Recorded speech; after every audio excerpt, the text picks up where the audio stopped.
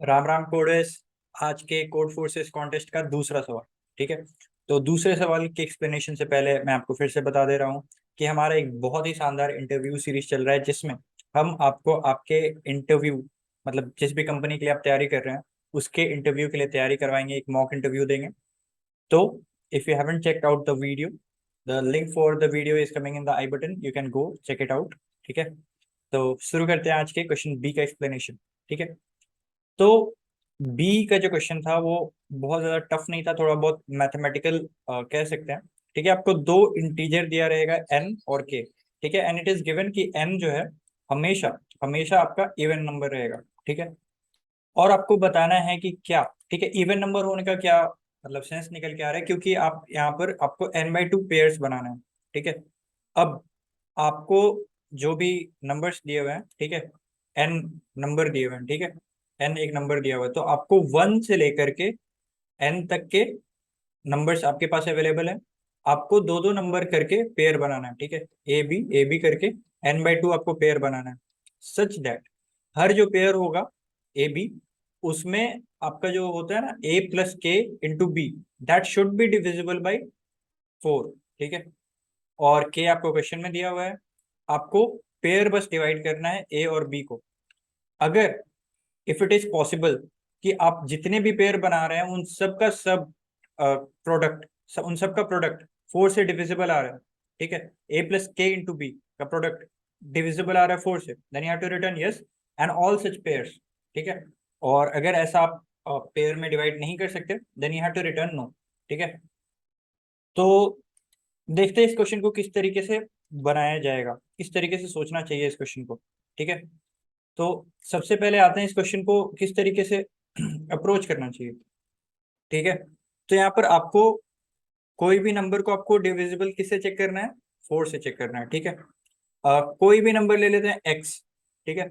अब उसको अगर मैं 4 से डिवाइड करूंगा तो उसका रिमाइंडर क्या क्या आ सकता है, या तो उसका रिमाइंडर 0 आ सकता है, या उसका रिमाइंडर 1 आ सकता है, या उसका रिमाइंडर 2 आ सकता है, या उसका रिमाइंडर 3 आ सकता है। ठीक है। तो अगर उसका रिमाइंडर 0 आ रहा है तो वो नंबर कुछ इस फॉर्म का होगा। अगर 1 रिमाइंडर आ रहा है तो वो कुछ इस फॉर्म का होगा। ठीक है। अगर 2 आ रहा है तो नंबर कुछ इस फॉर्म का होगा। ठीक है। और अगर 3 आ रहा है तो वो नंबर कुछ इस फॉर्म का होगा। अब यहाँ पर से दो चीज तो काफी काफी क्लियर हो जा रहा है कि ये दोनों जो नंबर है, ठीक है, ये दोनों नंबर हमेशा ही ऑड होने वाले हैं। ठीक है। Even into even.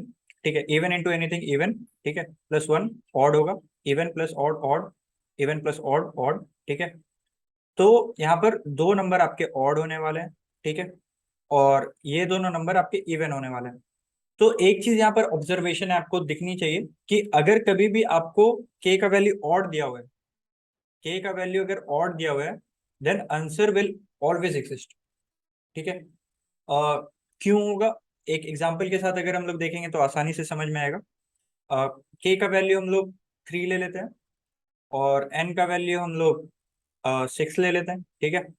तो हमारे पास नंबर कौन कौन से हैं, 1 2 3 4 5 6। ठीक है।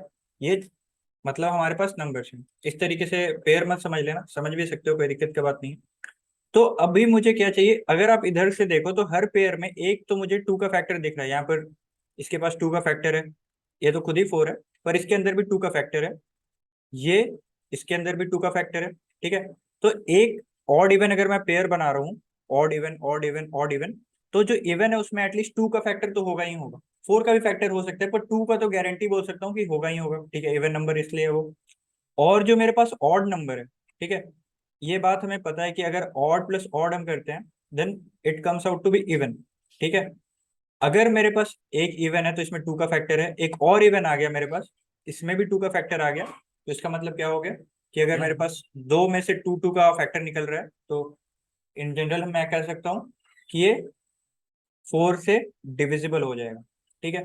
तो अगर के का वैल्यू ऑड है, ठीक है, तो we will always have answer. ठीक है।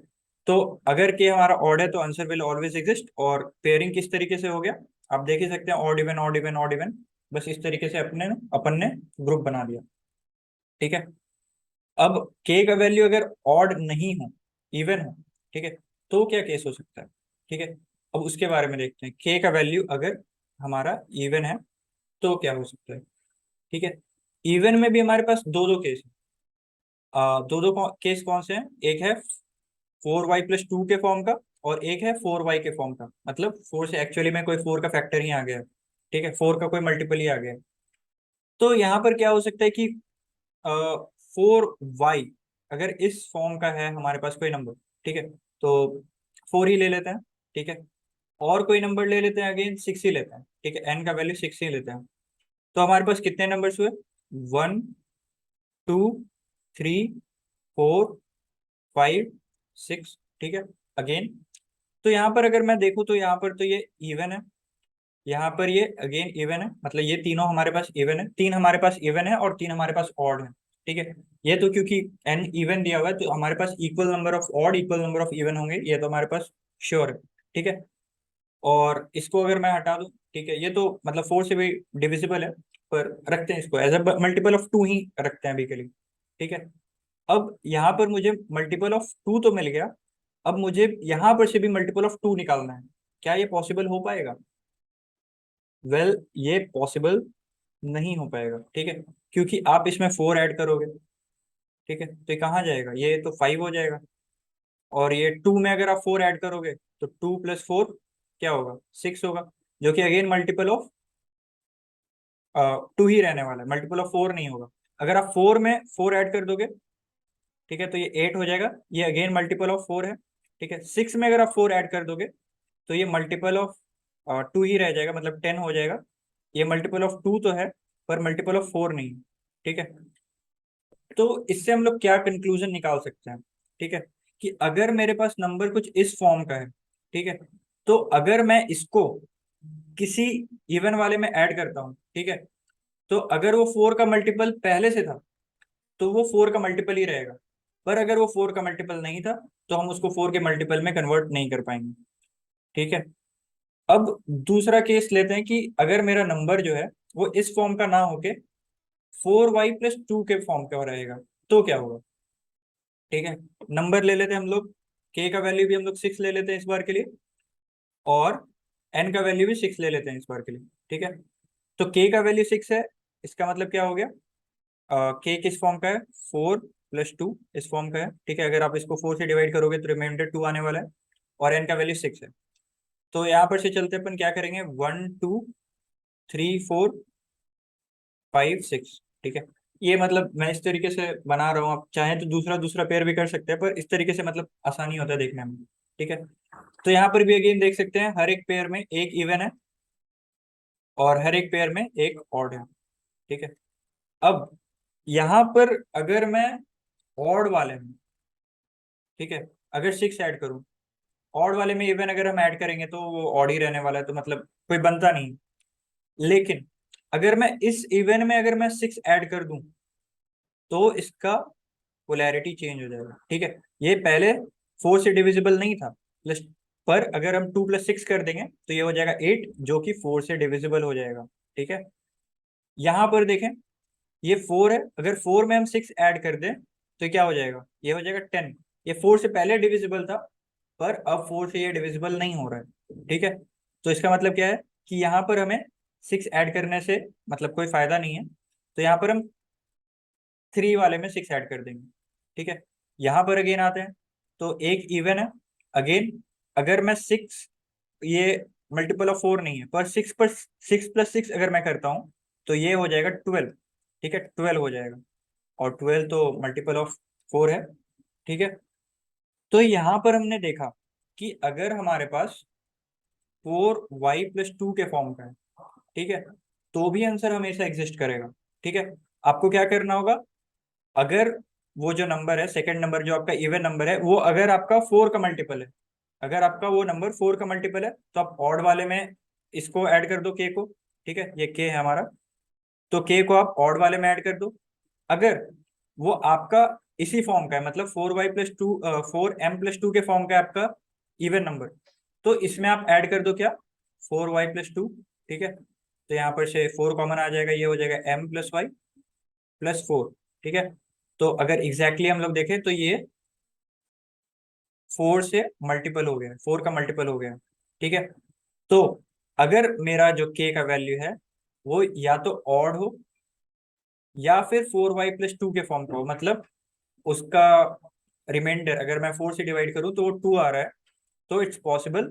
और अगर वो उसका रिमाइंडर 4 से डिवाइड करने पे 0 आ रहा है, इसका मतलब कि वो 4 का मल्टीपल ओरिजिनली है, देन आंसर वोंट एग्जिस्ट। तो बस आई होप कि आपको लॉजिक पार्ट क्लियर हो गया होगा और किस तरीके से इंट्यूशन बिल्ड करना होता है मैथमेटिकल क्वेश्चन में, ये भी आपको अच्छे से क्लियर हो रहा होगा। अगर क्लियर हो रहा है तो आई वुड हाईली रिकमेंड कि आप यहाँ से वीडियो को छोड़ सकते हैं, छोड़ देना चाहिए और कोड खुद से करना चाहिए अगर आपको कोड में दिक्कत हुआ होगा तो, मतलब लॉजिक पार्ट में दिक्कत हुआ होगा तो। और अगर आप मेरा कोड देखना चाहते हैं तो अगेन कोड ये मेरा बहुत सिंपल इस तरीके से लिखा है मैंने। ये देख सकते हैं आप कोड।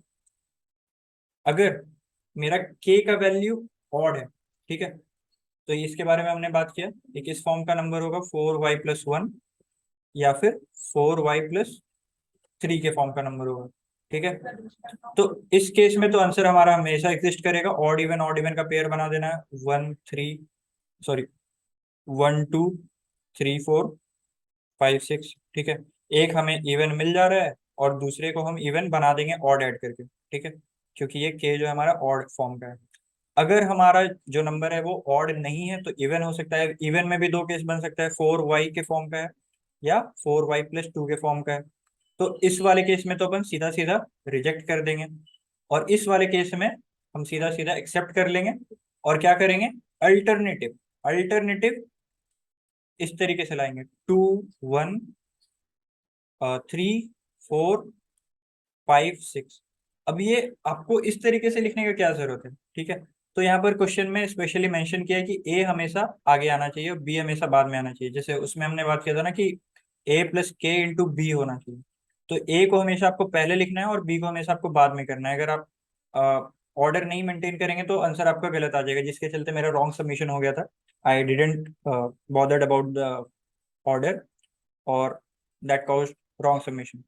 तो यहाँ पर क्या हो गया, ए यहाँ पर सबसे पहले 2 है, 2 + 6 8 हो गया, मल्टीपल ऑफ 4, 3 + 6 9 हो गया, लेकिन ये ऑलरेडी मल्टीपल ऑफ 4 है हमारे पास। और यहाँ पर भी हम क्या कर देंगे, 6 और 5। ठीक है, तो 6 + 6 अगेन मल्टीपल ऑफ 4 हो गया है। तो इसी तरीके से अल्टरनेटिव जो भी सीरीज रहेगा वो इस तरीके से हम एक बार जो 4 का मल्टीपल होगा उसको बी बनाएंगे, और अगर 4 का मल्टीपल नहीं है तो उसको ए बनाएंगे, इवन है तो। ठीक है, तो वही बस छोटा सा चीज़ है यहाँ पर जो लिखा है मैंने। तो मुझे उम्मीद है आपको समझ में आ गया होगा। अगर इसके बाद भी कोई डाउट है तो आप कमेंट सेक्शन पे आ सकते हैं, या फिर आप जुड़ सकते हैं हमारे सोशल मीडिया पेजेस के हैंडल से, जिनके लिंक डिस्क्रिप्शन बॉक्स में दिए होंगे। That's it for now, thank you.